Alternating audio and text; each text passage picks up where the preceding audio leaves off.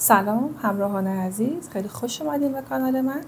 امروز میخوام در مورد آخرین بخشنامه‌ای که سازمان امور مالیاتی منتشر کرده مبنی بر بخشودگی 100% جرایم مالیاتی کمی این بخشنامه رو بازش بکنیم و با هم در مورد اون گفتگو کنیم. یک سری نقاط ابهام تو اون وجود داره، بعضی بر من کامنت هایی گذاشتن تو پیج من، پیج اینستا، و یه سری سوالات داشتن که اینجا سر حوصله تمام اینا رو من بهتون پاسخ میدم. علاوه بر اون بخش هایی هست، مطالبی هستش که به نظرم مهم هست که اینها رو براتون آماده کردم که بهتون توضیح بدم. اول مطلب که میخوام خدمتتون بگم این هستش که این بخشنامه هر ساله مرسوم هست اواخر سال. سازمان امور مالیاتی به منظور وصول مطالبات گذشته‌اش که در طی سال موفق نشده که اینها رو وصول کنه یا موفق نشده که با مؤدیان توافق کنه و اونها رو بگیره، میاد یه همچین مشوقی رو قرار میده. تا سالهای گذشته، تا چندین سال گذشته مرسوم بود که سالی 2 الی 3 بار این بخشنامه رو، مثلا اول مهر ماه که میشد یه بخشنامه میومد، یا مثلا توی اردیبهشت هر سال بخشنامه میومد. حالا امسال این اولین بخشنامه و آخرین بخشنامه هست ظاهرا، اما اینکه هر سال این بخشنامه به طور هر سال مرتب یک بار اعلام بشه یه چیز طبیعی و عادی هستش. مطلب مهمی که در این باره میخوام خدمتتون بگم، خیلی سوال شده از من که چرا این بخشنامه اومده، سازمان امور مالیات اومده 100% جرایم رو بخشودگی داده، اما چرا رؤسای اداره ها این 100% رو قائل نمیشن و میان حدود 60%، 70% تا 75% بخشودگی رو اعمال میکنن، و یا اینکه دلایلی و شرایط رو برای مؤدی قائل میشن. میخوام اینجا یه سری توضیحاتی بهتون بدم، امیدوارم که مفید واقع بشه. در مورد مطلب اول اینکه مؤدی باید پروندهش قطعی شده باشه. یعنی اگه شما پرونده‌ای دارید برای سال 1401 رسیدگی شده و اون پرونده هنوز در حال دعوی هست، دعوی یعنی اینکه مؤدی از طریق سامانه اومده اعتراض خودش رو ثبت کرده. وقتی که اعتراض خودش رو ثبت کرده یعنی با سازمان امور مالیاتی دعوی داره. با کسی که تو دعوی داری که انتظار تشویق و بخشودگی نباید داشته باشی. پس اگر پرونده تو مرحله اعتراض هست، باید بری اون از اعتراض خودت برگردی، اعتراض خودت رو ابطال کنی، مالیاتت رو بپذیری، قطعی بکنی، بعدن این بخشودگی به شما تعلق میگیره.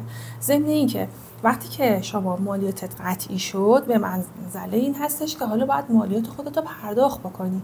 پس باید شروع کنی به تقسیط مالیات. اگر بتونی توی یک قسط مثلا 30% رو اول پرداخت بکنی، الباقیش رو توی 2 یا 3 قسط تا آخر بهمن ماه پرداختش بکنی، و در غیر این صورت باید نقداً پرداخت بکنی. البته من داشتم پرونده هایی که تو سازمان امور مالیاتی هنوز مالیات به طور قطعی پرداخت نشده، یعنی ترتیب پرداخت داده شده. ترتیب پرداخت یعنی که مؤدی میاد با سازمان امور مالیاتی یه توافقی میکنه، میگه مثلا من 30% 40% مالیات خودم رو پرداخت میکنم، الباقیشو به این ترتیب پرداخت میکنم. میاد 2 یا 3 فقره چک صادر میکنه و جریمه تأخیر اون هم آخرین چک رو به اون تاریخ قرار میده به اداره دارایی، و در نهایت اون آخرین چکی هم که تاریخ گذاشته هم اون چک هم بخشوده میشه، به شرط اینکه این چک‌ها به موعد خودش پرداخت شده باشه. پس این بخشنامه زمانی تعلق میگیره، زمانی تو میتونی استفاده بکنی که مالیات خودت رو 100% اولا قبول کرده باشی، ثانیاً پرداخت کرده باشی. مطلب دیگه که خیلی برای من مهم بود که بهتون بگم در مورد این هستش که حیطه وظایف رؤسای امور مالیاتی. خب شما توی منطقه زندگی میکنید، حالا شاید یه اداره‌ای باشه توی شهری، توی روستایی، یا یه شهر بزرگی باشه. بر اساس هر منطقه و بر اساس بودجه‌ای که اون منطقه داره، سازمان امور مالیاتی میاد به رؤسای هر اداره اختیاراتی میده. به بعضی از رئیسای اداره تا 75% اختیارات میده که این رو به صورت بخشنامه‌های داخلی اعلام میکنن دوستان، و ما این رو به صورت عام مشاهده نمی‌کنیم و مطلع نیستیم. وقتی میریم توی سازمان امور مالیاتی، اداره امور مالیاتی، وقتی شما تشریف میبرید ممیزتون میگه خب حالا باید برید پیش رئیس، مثلا میگن برو طبقه بالا پیش رئیس و بخشنامه رو پیش ایشون هست، امضاشو بگیر و بیا تا من برات اعمال بکنم. شما خبر ندارید، دلخور میشید از اون رئیس، اما اون رئیس اجازه نداره، برای ایشون بخشنامه اومده رو میزشون قرار گرفته، ایشون اصلا اجازه نداره که بیشتر از 75% به شما بخشودگی بده. خب در نتیجه شما از اون اتاق دلخور میاد بیرون، میگید که چه اداره‌ایه چه رئیسیه، ولی خبر ندارین که این بنده خدا واقعا نمیتونه، هیته وظایفش تا همون حده. حالا اگه شما میخواید بیشتر از اون، بیشتر از مثلا 75% تخفیف بگیرین، بخشودگی بگیرین، میتونید با امضای رئیس امور، یعنی با اختیار ایشون، امضای ایشون تشریف میبرید پیش معاون کل. داشتم پرونده هایی که تا 100% هم من تونستم بخشودگی بگیرم. البته اون هم باز نسبت به اون حجم مالیات بستگی داره که مالیات شما تا چه سقفی باشه. تا 100% هم پس معاون کل هم معاون سازمان هم میتونه به شما بخشودگی بده. حالا علت این که میگن که چرا اصلا این اتفاقا میفته، خب شما یه بخشنامه وقتی میدین چرا اینو به شرطها شروطها، الان من علتش رو خدمتتون توضیح میدم. علتش این هستش که خب بحث فساد اداری وجود داره.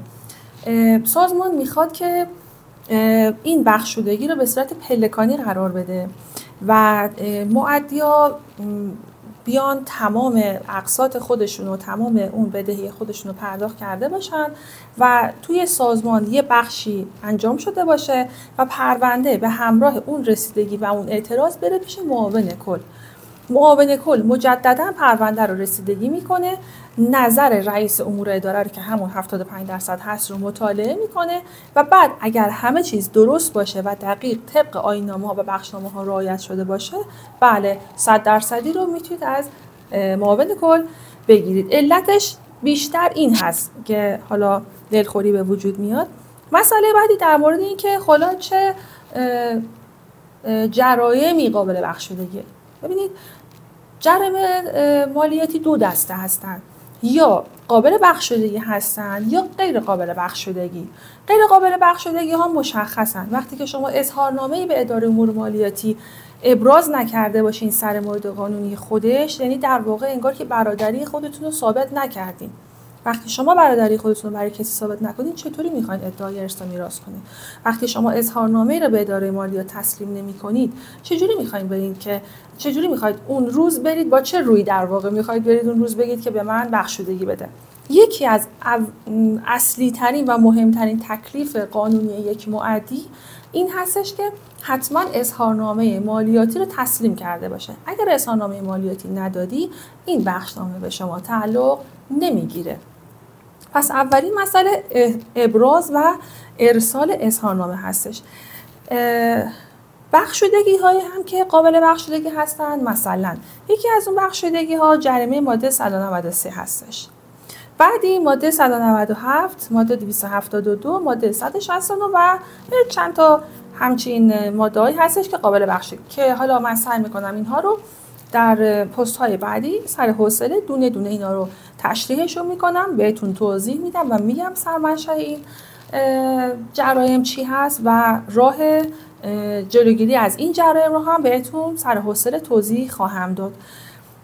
خب یک جریمه غیر قابل بخشودگی همین جریمه عدم تسلیم اظهارنامه بود که من خدمتتون گفتم. یکی دیگه مثل جریمه کتمان درآمده، اینکه شما مثلا این اظهارنامه‌تون اعلام می‌کنید، توی اظهارنامه یه عددی رو اعلام می‌کنید، بعد اداره مالیات حالا از سرنخ‌های مختلف متوجه میشه که شما درآمدهای دیگه‌ای رو داشتید که اعلام نکردید.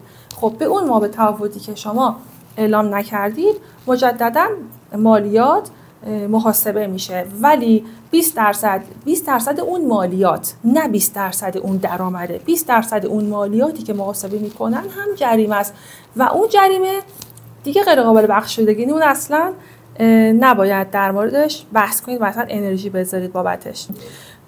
بسیار خب،